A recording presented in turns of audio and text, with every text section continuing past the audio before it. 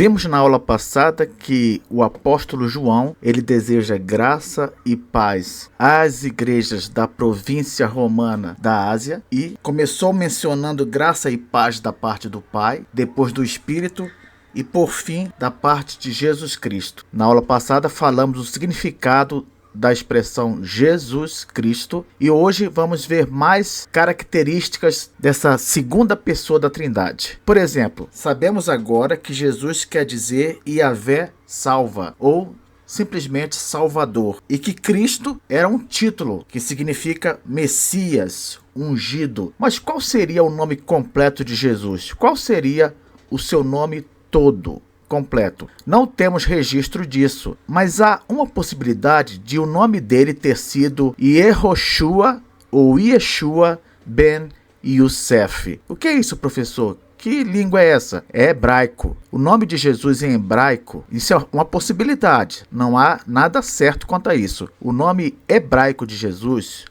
pode ter sido Yehoshua ou Yeshua ben Yosef, que quer dizer Josué, filho de José. Professor, não deveria ser Jesus, filho de José? Sim, se pensássemos na língua grega, porque, embora muita gente não saiba, Jesus é um nome grego e Josué é o equivalente em hebraico. Então, quando você olha para o Antigo Testamento e vê ali que aquele homem que substituiu Moisés se chamava Josué, esse nome Josué é o equivalente hebraico ao nome grego Jesus. Os dois nomes querem dizer a mesma coisa, Yahvé salva. Então, quando nós vemos essa possibilidade de que o nome de Jesus poderia ser Josué, filho de José, aí nós entendemos por que no Novo Testamento aparecem pessoas com vários sobrenomes desse mesmo jeitinho. Por exemplo, quando você vai lá em Mateus, capítulo 16, versículo 17, diz assim: Então Jesus lhe afirmou, bem-aventurado és,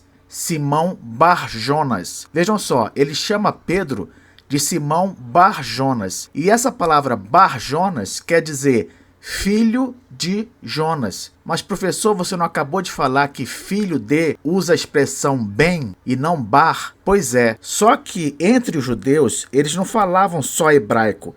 Eles falavam também aramaico. Aramaico era uma espécie de dialeto do hebraico. E no aramaico, em vez de usar bem para se referir a filho de, eles usavam bar. Então, Bar Jonas quer dizer filho de Jonas. Professor, quantas línguas as pessoas lá onde Jesus vivia, quantas línguas elas falavam? Bom, elas falavam grego por causa da influência do Império Grego de Alexandre, que chegou a dominar aquela região também, e até os dias do Novo Testamento a língua franca praticamente era o grego em todo o mundo da época, aquela área ali da Europa, do Oriente Médio, o grego, muitas pessoas sabiam falar o grego, era como se fosse uma língua internacional. Outra língua também que eles falavam, não todos, mas muitos falavam, era o latim, por causa do Império Romano, né? Os romanos, eles falavam latim, então o latim também era uma língua conhecida. Outra língua conhecida era o hebraico, que o judeu já falava de muito tempo, mas depois que ele foi para o cativeiro babilônico, ele perdeu quase todo o seu conhecimento do hebraico. O hebraico passou a ser utilizado apenas nas sinagogas. Quando iam ler as escrituras nas sinagogas, aí as pessoas que sabiam liam as escrituras em hebraico. Mas a maioria do povo judeu já não tinha o domínio do hebraico. Eles tinham o domínio mais do aramaico. E uma curiosidade é que o aramaico era a língua falada pelos babilônicos. Então, na época do Império Babilônico, a língua mais falada no Império era o aramaico. Então, quando você vê Josué, filho de José, em hebraico é Yeshua ou Yehoshua ben Yosef, sendo esse ben filho de. Mas quando você vai para o aramaico, que era um dialeto do hebraico e mais conhecido pelos judeus, em vez de falar ben, eles diziam bar, que quer dizer filho de. É o mesmo significado. Então vamos continuar aqui. Jesus falou para Pedro: bem-aventurado és, Simão Bar-Jonas, ou seja, Simão, filho de Jonas. Esse era o sobrenome de Pedro. Interessante, né? O sobrenome da pessoa era a mesma coisa que dizer que ela era filho de alguém. Simão Bar Jonas. Porque não foi carne e sangue que tu revelaram, mas meu Pai que está nos céus. Um outro texto também que mostra isso é Marcos 10, 46. Diz assim: e foram para Jericó. Quando ele saía de Jericó, juntamente com os discípulos e numerosa multidão, Bartimeu, olha só, Bartimeu. O que significa Bartimeu? Bar é filho de, e Timeu, então significa filho de Timeu.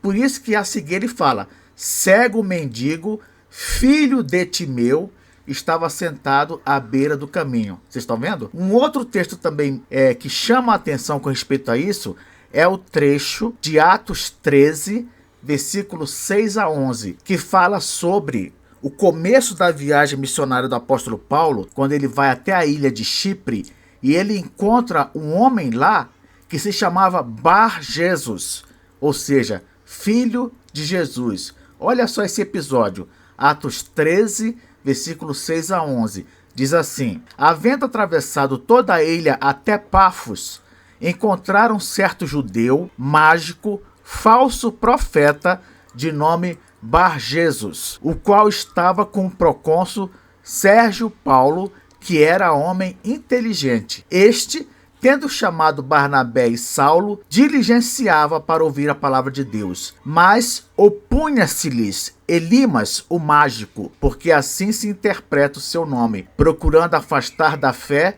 o procônsul. Quem era esse Elimas, o mágico? Era justamente esse homem que aqui no início do texto é chamado de Bar Jesus. Olha só, ele se opunha à evangelização do procônsul por parte de Paulo e Barnabé. Aí o que acontece? Versículo 9. Todavia Saulo, também chamado Paulo, cheio do Espírito Santo, fixando nele os olhos, disse: ó filho do diabo. Por que ele chama o homem de filho do diabo? Porque ele faz um trocadilho com o nome do homem. Se ele se chamava Bar Jesus, o que quer dizer Bar Jesus? Filho de Jesus. Filho de Jesus.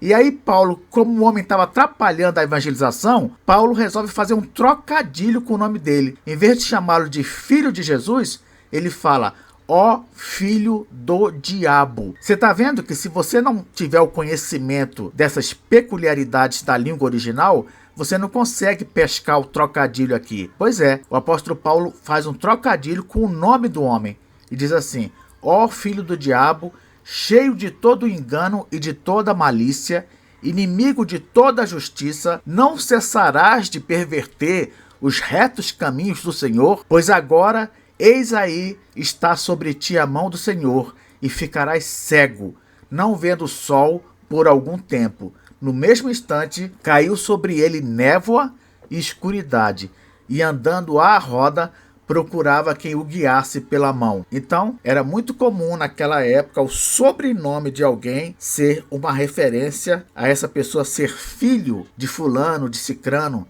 né? Então, Jesus, pode ser que o nome de Jesus, o nome completo dele, fosse Jesus, filho de José. Simplesmente isso. Jesus, filho de José. Que no hebraico, como eu disse no início aqui, seria Yeshua ben Yosef. Continuando, ainda sobre essa questão de nome, né? Eu falei aqui, expliquei para os amigos, irmãos, que Ben, em hebraico, é filho de, e que Bar, em aramaico, também significa filho de. Alguém aí já ouviu falar sobre um ritual judaico chamado Bar Mitzvah? Bar Mitzvah quer dizer filho do mandamento. É um ritual praticado entre os judeus que consiste no seguinte: quando um menino judeu completa 13 anos de idade, ele passa por esse ritual do Bar Mitzvah, do filho do mandamento.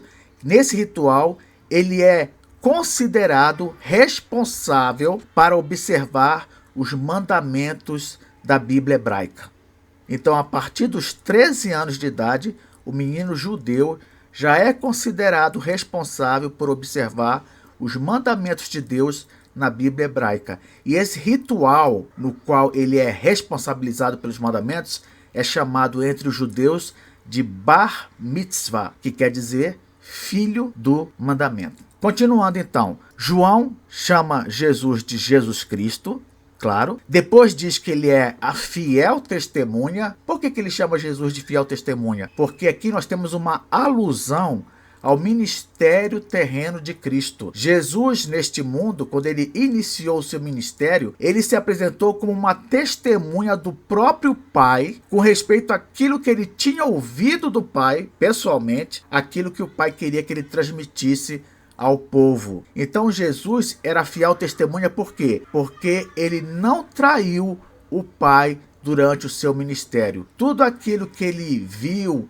e ouviu da parte do Pai, ele transmitiu com fidelidade. Por isso que ele é chamado de a fiel testemunha. Da mesma forma, todo crente que transmite com fidelidade aquilo que ele aprende de Cristo, aquilo que ele aprende com Cristo, esse pode ser também chamado de fiel testemunha. Outro nome que João dá a Jesus, o primogênito dos mortos. Na Bíblia, Antigo Testamento, segundo a cultura judaica, o primogênito, que era o primeiro filho de um casal, normalmente ele era aquele que, quando o pai estava perto de morrer, recebia da parte de seu pai uma palavra profética, entregando-lhe tudo que pertencia ao pai e desejando também a ele todo tipo de bênção. A gente vê isso no Antigo Testamento. Por exemplo, quando Isaac estava perto de morrer, ele proferiu uma bênção profética, tanto para Esaú, o seu primogênito, quanto para Jacó, o seu filho mais novo. Só que Jacó acabou se disfarçando de Esaú e tomou a bênção do irmão.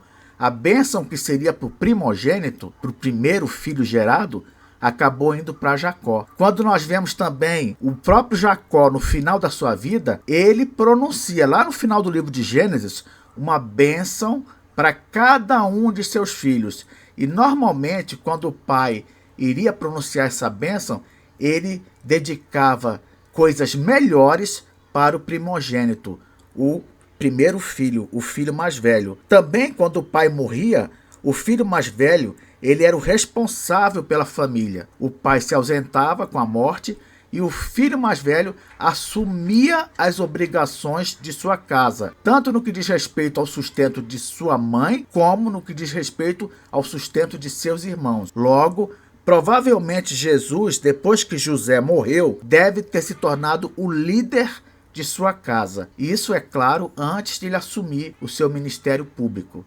Então aqui Jesus é chamado de o primogênito dos mortos. O que quer dizer isso? Primogênito dos mortos.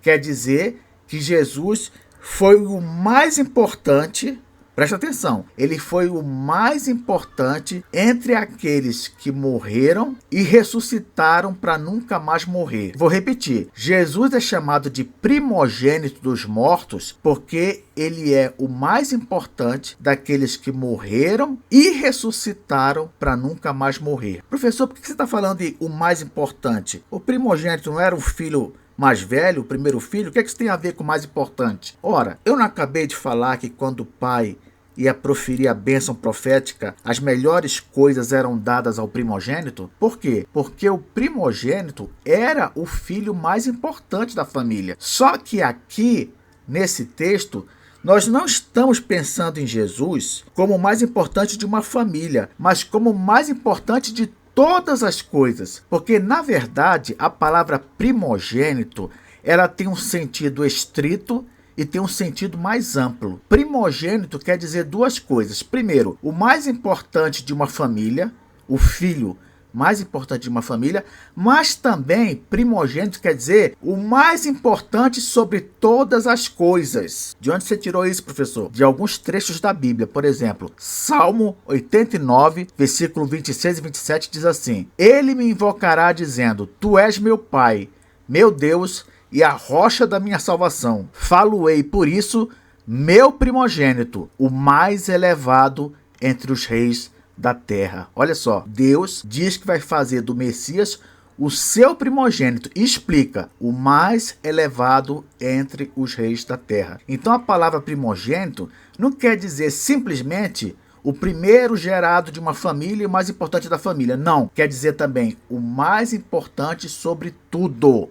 sobre tudo. Por isso que a seita das Testemunhas de Jeová, elas dizem que Jesus foi um ser criado e que quando a Bíblia o chama de primogênito, quer dizer que ele foi o primeiro criado da própria criação. E não podemos aceitar essa interpretação. Por quê? Porque Jesus não foi criado. Ele já existia antes da própria criação. Ele já era Deus antes da própria criação. Em João capítulo 1 está escrito: no princípio era o Verbo, ou seja, Jesus, e o Verbo estava com Deus, ou seja, com Deus Pai, e o Verbo era Deus. Jesus sempre foi Deus com o Pai, sempre. Então, imaginar Jesus como primogênito, no sentido dele ter sido uma pessoa que foi criada, o filho que nasceu em primeiro lugar numa família, isso não faz sentido. Por quê? Porque para Jesus cabe melhor a ideia de primogênito como aquele que está sobre tudo. Então é nesse sentido que a Bíblia cita Jesus como primogênito, porque a palavra primogênito quer dizer também alguém que está sobre todas as coisas. Olha só, Colossenses 1, versículo 15 e 16.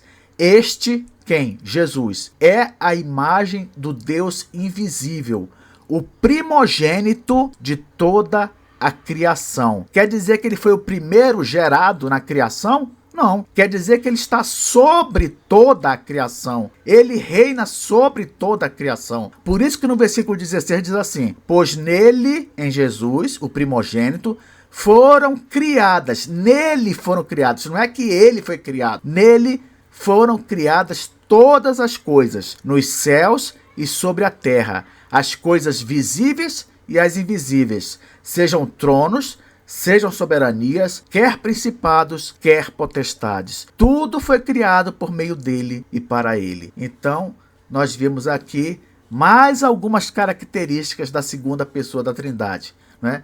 Vimos qual teria sido, provavelmente, o seu nome completo. Vimos que ele também é a fiel testemunha e vimos que ele é o primogênito dos mortos, o mais importante entre aqueles que morreram e ressuscitaram para nunca mais morrer. Até a próxima aula.